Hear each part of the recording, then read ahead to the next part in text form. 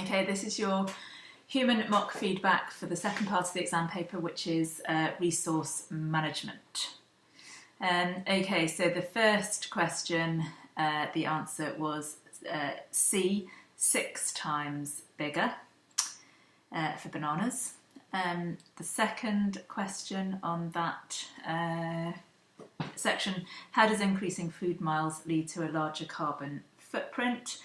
Increasing food miles means a greater need for transport of the foodstuffs, therefore it's travelling more miles, therefore emitting more fumes like carbon dioxide, which increases the carbon footprint as more fuel has to be burnt, increasing the pollution levels.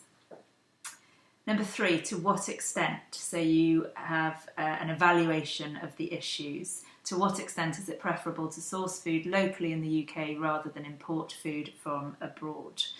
So many of you did recognise and go for the link to the previous question. Buying food locally means a smaller carbon footprint because the food is travelling far fewer miles and there is less contribution to our rising CO2 levels. Furthermore, supporting local farmers by buying produce locally brings benefits to the local community and to the local economy.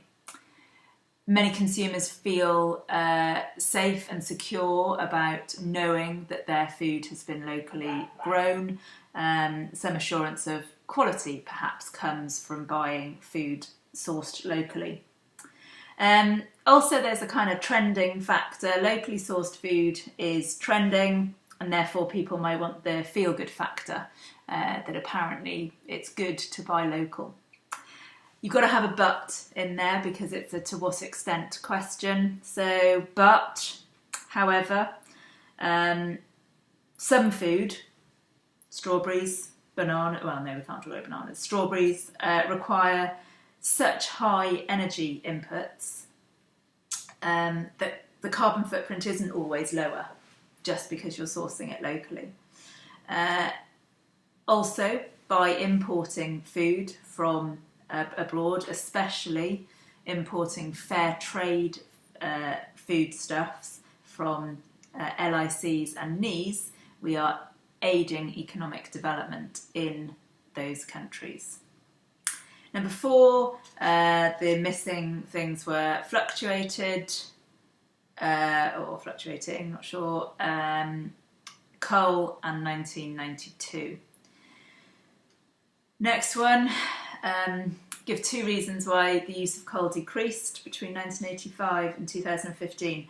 Coal became relatively more expensive because it was becoming more difficult to mine because we'd used all the easily accessible stuff. So it was more expensive to get to the reserves that were left. There were rising environmental concerns, people becoming more aware of the damage that particularly coal can do to the environment because burning coal emits such high levels of CO2. And as we entered into our national agreements to reduce our carbon footprint, coal was the bad guy, the bad fossil fuel because of its high carbon emissions. Okay, let me go on to the water section. Which continent has the lowest access to safe water? The answer was A, Africa. Next one, describe the distribution of countries with 100% access to safe water. You had to name countries in this answer. It asks, describe the distribution of countries. You can start, definitely, as many of you did, with the general pattern, and some of you went for generally. It is high-income countries to safe water. Lots of you said above the north, also fine. Some of you went continent as the basis for your answer, but you must have some named countries in there because that's what the question asks for. Next one, suggest one way in which water insecurity might affect the quality of life of people. You need to start, I think, by saying water insecurity is, and water insecurity leads to increased use of dirty water, and that affects people, the quality of life, because they get very ill with things like cholera and typhoid. Also, people can be forced into migration, which to find water or due to water shortages, dispersing communities, dispersing ethnic groups sometimes, and that affects the quality of their life. It can lead to civil conflict. Who owns the water? Desperate people do desperate things.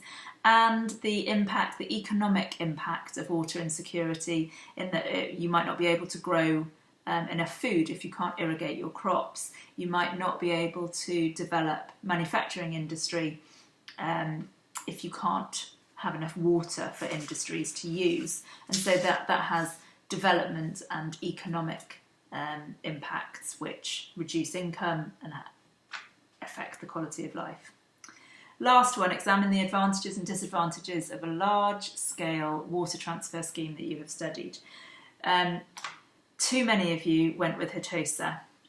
HITOSA is not your example of a large-scale water transfer scheme. Now, if you manage to get like 3 marks on HITOSA, it is because you tried to twist your knowledge to the question, which is good. The problem is that I don't know, in honesty, because it says large-scale water transfer scheme, the large-scale bit of that, HITOSA is not a large-scale scheme. So I don't know, in reality, if you'd have got any marks, to truth be told.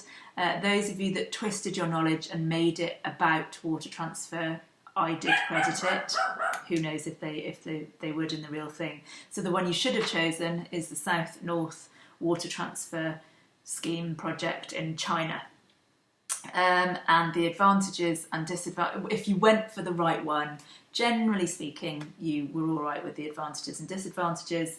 I don't have specifics on the China case study, but things like increased access for agriculture and industry, aids economic development and food security, increased access to water for residential areas, particularly access to clean water, improves health and well-being.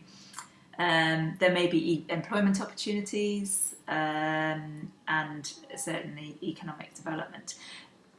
I can't remember the specifics of the South-North Water Project, but any advantages that came in there. Disadvantages is the cost, the economic cost. Is massive. There was displacement of people and disturbance to communities. Opposition and conflict did arise to a certain extent. Any environmental impacts to come in there were also valid. And it can have the knock-on effect of making water more expensive in a country having had to invest so heavily in getting the water transferred. There was no evaluation required to get a level 3.